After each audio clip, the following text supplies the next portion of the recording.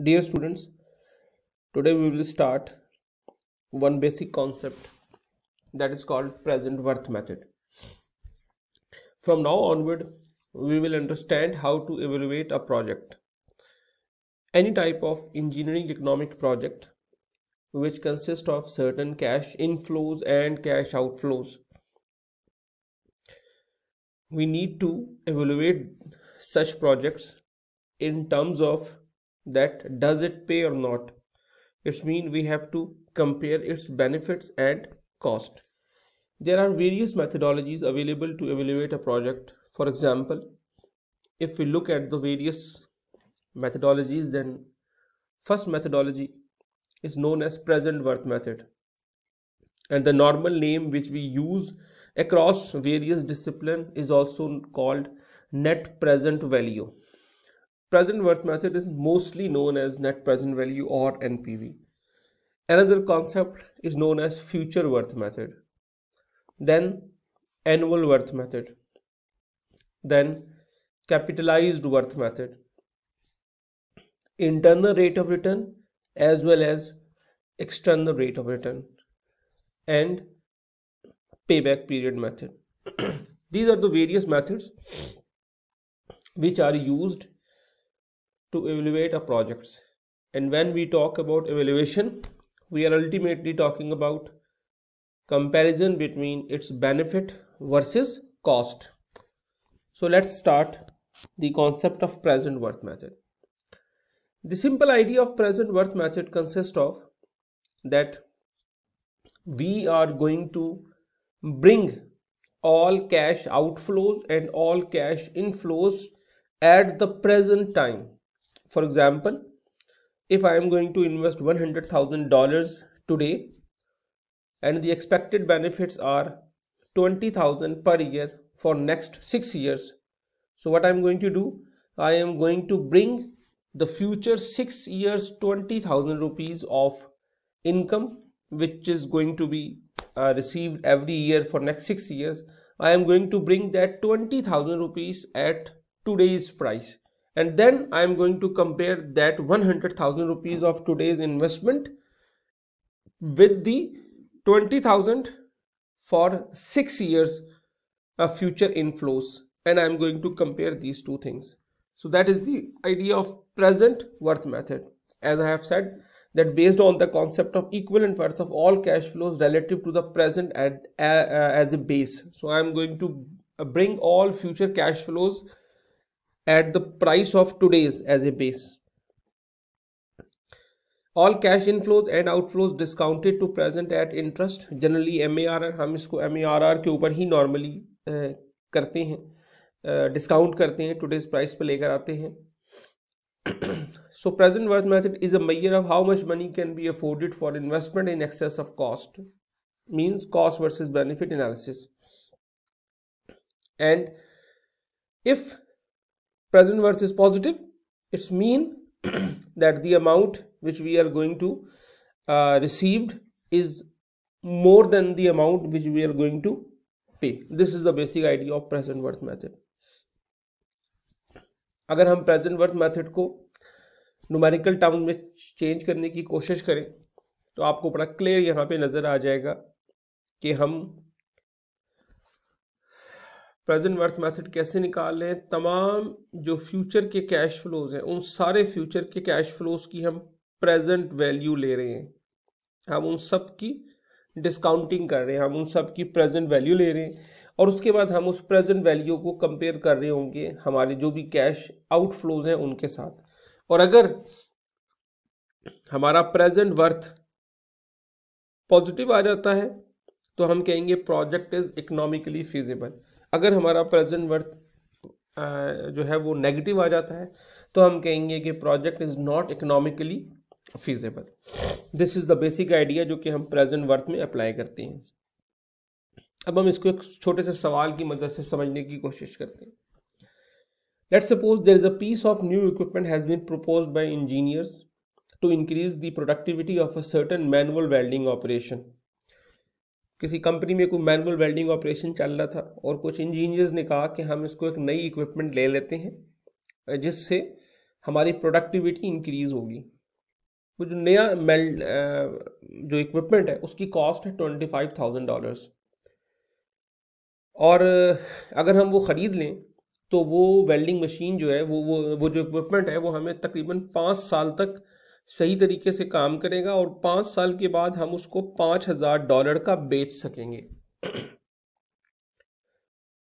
उसके बदले में जो हम उसको 5 साल इस्तेमाल करेंगे उसकी वजह से जो हमें बेनिफिट होगा प्रोडक्टिविटी में वो अप्रॉक्सीमेटली $8,000 पर ईयर का बेनिफिट होगा।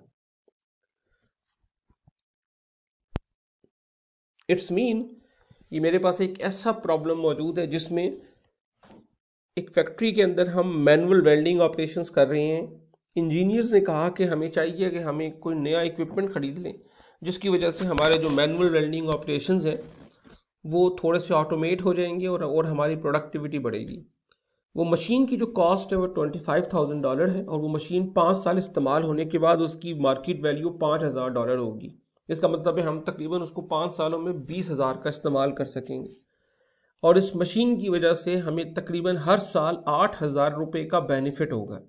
अब वो $8,000 का बेनिफिट इन टर्म में भी हो सकता है कि हमारी कोई लेबर कॉस्ट कम हो जाए या हमारी कोई फ्यूल कॉस्ट कम हो जाए वगैरह वगैरह, लेकिन अभी हम सिर्फ जनरल बात कर रहे हैं कि हमें $8,000 का बेनिफिट होगा। If firms MARR is 20% per year. MARR means हम डिस्कस कर चुके हैं minimum attractive rate of return, या हम इसको कॉस्ट ऑफ कैपिटल भी कहते हैं। इसका मतलब है कि बिजनेस जो फर्म जो है वो सिर्फ उन जगहों पे पैसा लगाती है जहां पर उन्हें कम से कम 20% का फायदा होता हो, 20% rate of interest rate of profit मिलता हो। अगर फर्म का MARR 20% हो, is this proposal a sound one?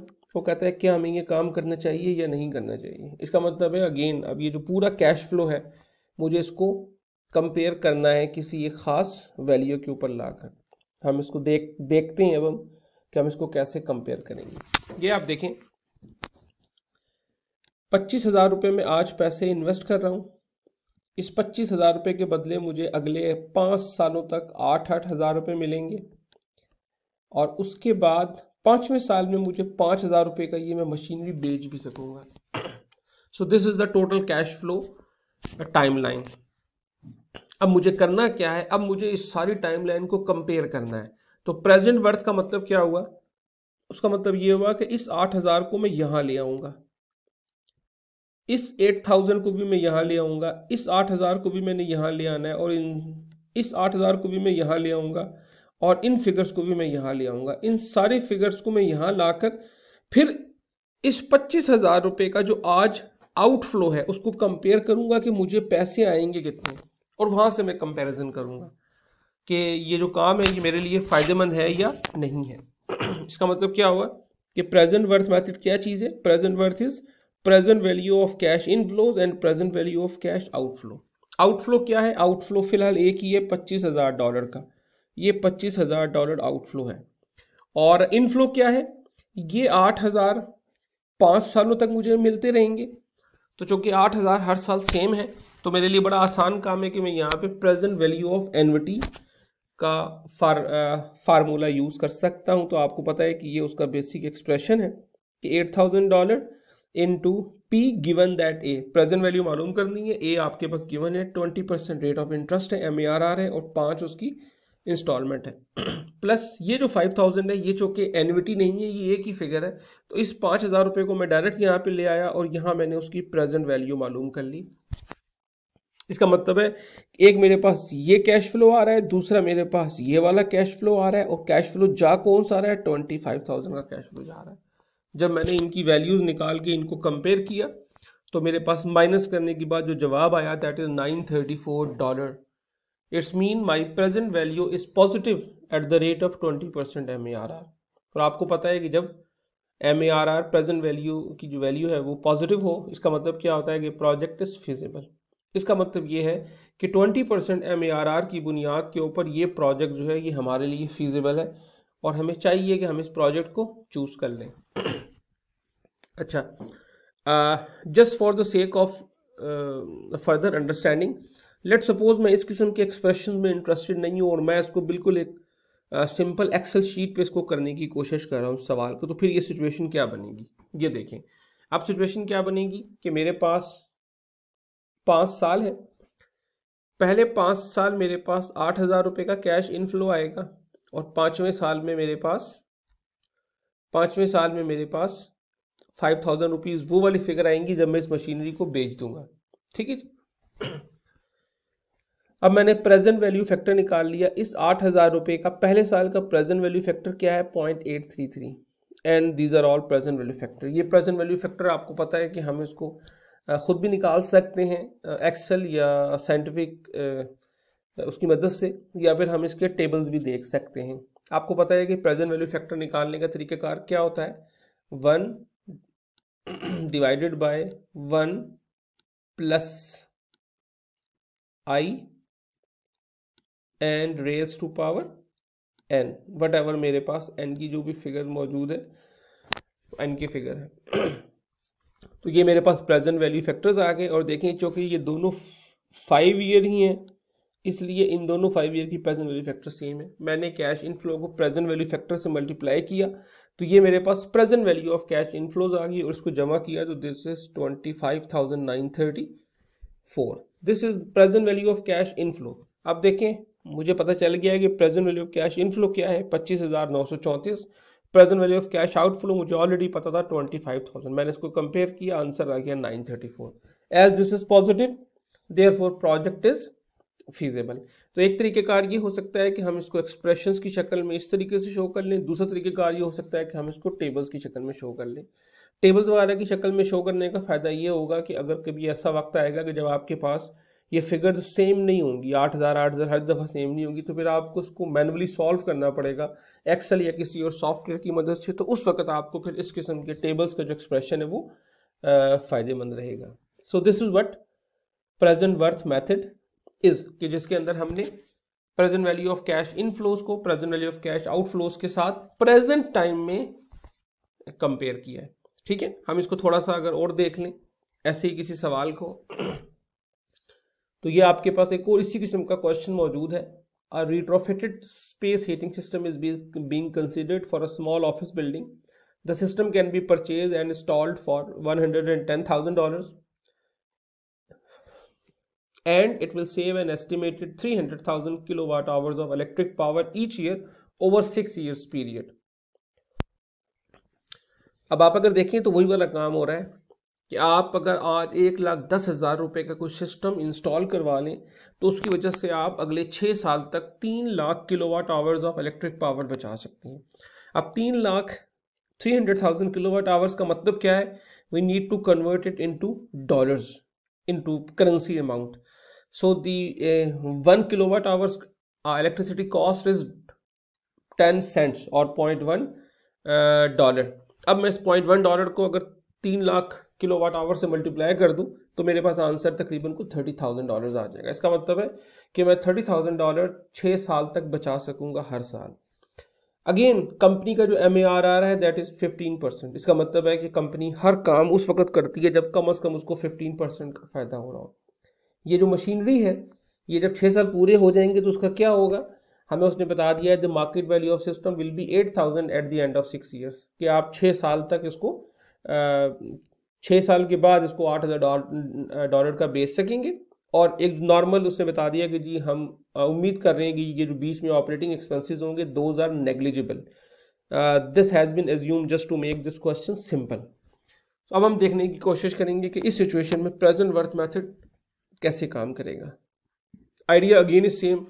$1,10,000 आज आप इन्वेस्ट कर रहे हैं तो आपको $30,000 अगले 6 साल तक मिलेंगे प्लस $8,000 6 ईयर के एंड पे भी मिलेगा। आपने इसको कंपेयर करना है कि ये प्रोजेक्ट जो है ये फीजिबल है या नहीं है, बिल्कुल उसी स्टाइल में। तो आप देखें बिल्कुल वही वाला कॉन्सेप्ट है कि हमने अभी क्या क्या किया। $1,10,000 इन्वेस्ट किए, that is minus cash outflow. इसके बदले में मेरे पास क्या आ रहा है? 30,000 रुपये आएंगे 6 सालों तक हर साल। A means it this is annuity and 8,000 मेरे पास 6th ईयर के अंदर आएगा। मैंने उन सब की प्रेजेंट वैल्यू ली। The answer is 6,993। Since this is positive therefore we can conclude that retrofitted space heating system should be installed. because at MERR of 15%, the present worth of the project is positive. This is the basic idea of present worth method, which is also known as net present value method. Thank you, students.